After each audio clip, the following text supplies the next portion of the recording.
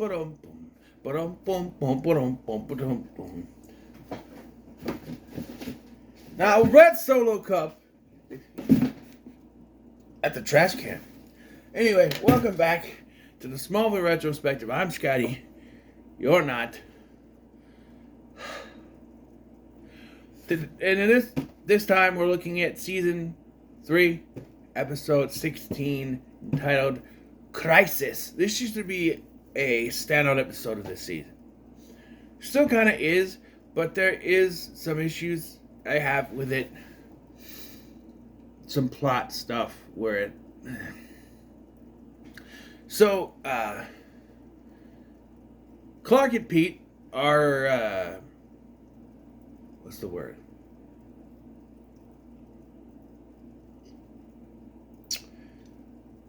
You do stuff for free. Volunteering at a crisis hotline when a call comes through, apparently from Lana, who's supposed to be studying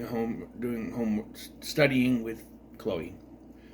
The phone call is staticky, and we cut to Lana running. She says the words.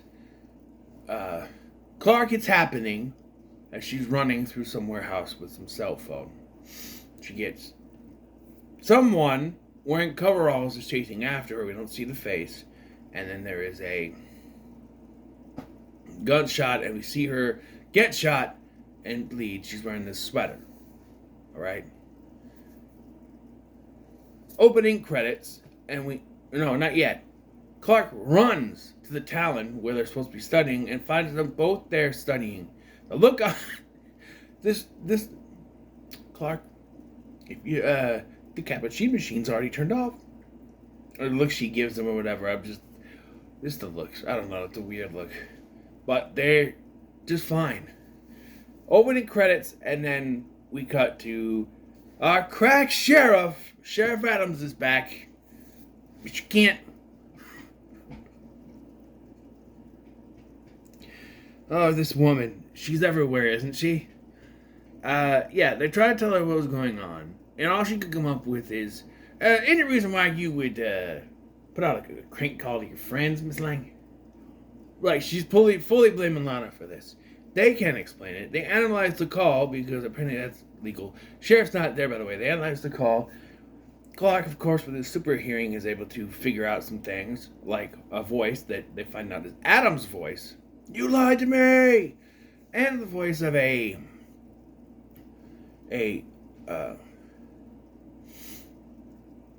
basketball game playing, Metropolis Sharks versus another team. I don't know. It's a team. It's a basketball game. But the game wasn't scheduled until tonight, from where they're at. And it hadn't rained in weeks. And this rain is coming that night. Storm is coming that night. Ooh, it's from the future. Yes, it's not really explained, although later we do see that when the power line lands in the water, there's a green light to it. So there's meteor rocks in the puddle. I guess that doesn't explain anything. I don't. Meanwhile, Lex wants to be in on this, this experiment that Lionel is doing to bring people back from the dead. Of course, Lionel says he has nothing to do with it. He denies everything. And the very next scene, he shows up and tells Dr. Tang he's packing everything up. He's moving everything away. And then he's been packed up. Dr. Tang gives some of the serum to Adam, who of course we know is still alive. And then, but Lex wants to be in, well, but no, he's moving everything, and then,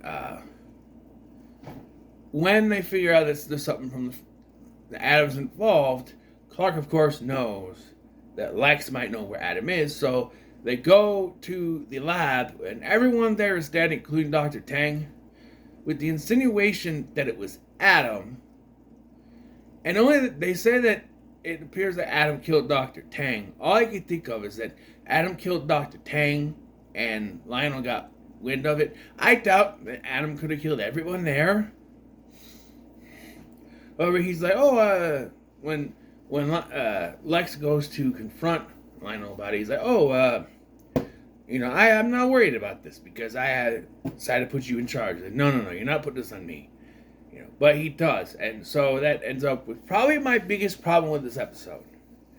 Because, so they find the phone number of the cell phone that she used belongs to this woman and her husband, and this woman works at Metropolis General, so they go to talk to her, Smallville General, whatever, at the hospital. They go to talk to her, and she says, well, my husband has the phone. And so she calls, and conveniently, that's when Adam shows up, knocks him unconscious, and steals the cell phone. Clark super speeds there to find out that he doesn't have the cell phone anymore.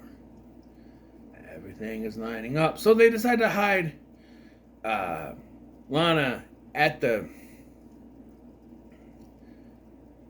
Kent farm. The way they frame things, he's like, oh, here, Mrs. Kent's not here, but you could wear this. And it's the same sweater, and it's like, dun, dun, dun, and she puts it on, and then they say that Adam attacks someone. Mr. Kent goes and grabs his rifle, and big old shot of it in his hand, like, look, that's the same rifle Adam will have later. So everything should be fine. But of course, we have to have dumb characters doing dumb things. So Clark goes to confront Lex about what's going on, get information. When the CIA shows up and tells, Lex, hey, you're under arrest. We need to have a chat about what happened at that lab. And he's like, well, I had nothing to do with it. He's like, well, according to this, you were the one in charge.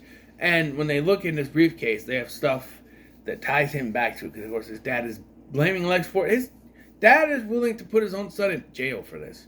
And they have to withhold Clark because he was there when Lex found the dead bodies.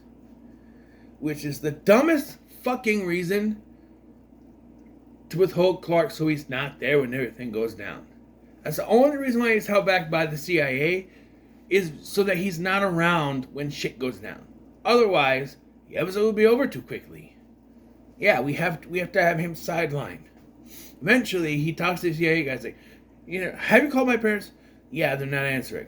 Well, I think that the police would find it interesting. That the courts would find it interesting that you're withholding a minor without parental consent. They go, but don't take any vacations, so he takes off. In the meantime, while this is happening, he's stuck there. Chloe takes off to go back to the torch to do something where Adam is there waiting for her. He knocks her out, takes the rifle, knocks her out, and he shows up in the truck with her. And when he honks the horn, Mr. Kent's like, oh, that sounds like my truck. Chloe, why isn't she coming in the house? I don't know. Lock the door behind me. And Chloe's trying to warn him, but of course it's raining. So, yeah. But he gets knocked out, and Adam takes the rifle and takes Lana, and they go to Waltman's storage, which is where everything went down. So, of course, Clark comes back to find everything. Mama's finally there. Find everything that happened, and they don't know where she went. They took the rifle, everything. Everything is going the way that it should be. So, smart Clark heads to the Crisis Hotline Center. Yeah, the Crisis Center. And, of course, she calls there. And turns out the reason that things are distorted is because a power line, cell tower fell. These are old cellular phones, which is going to be an issue.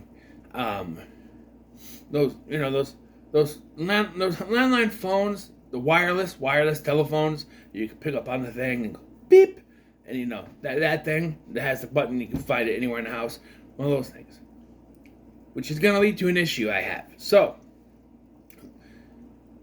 Lana calls him, just like before. Clark, it's happening. And I don't know if they just needed her to say a line, because she's just running without saying anything.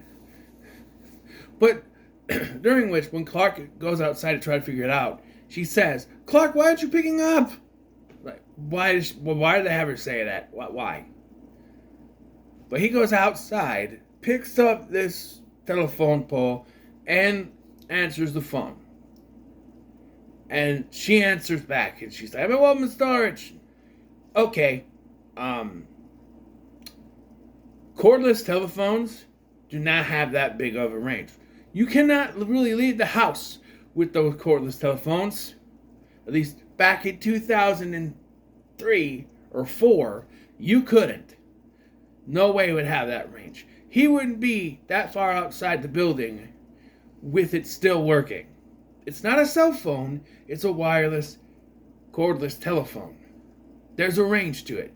You wouldn't be able to go that far. You could be out like on your front porch or something, but he is like, I don't know, 10 feet from the building. There's no way. There's no way. And for all the green lightning that's going on in there, he's not affected by kryptonite stuff. Not really. He super speeds there, which is another conversation they have. And he's able to stop the bullet. He takes the bullet. Lana doesn't see it, but Adam does. And Lana can't hear this conversation because it's in the rim. He's like, you took the bullet. That's impossible. No, you didn't.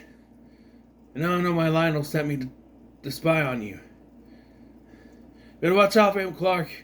That whole thing, and then he dies. Adam's done. They just kill him off. He's not needed anymore. And then we end with Clark and Lana having a conversation. Well, Lex is still being held by the CIA, and the FBI show up, and he promises the FBI, hey, you clear me of these charges, give me immunity, and I'll give you something better, bigger. What? My father. So we're back on this, trying to get proof that Lionel killed his parents and stuff. Which was a big thing, and then they erased his memory, and now we're going to go back to it. And then Clark and Lana have one of the required end of the episode talks. She's like, Clark, how did you get there so fast? He's like, I don't know. Must be a weird time distortion thing. Asher played off like that.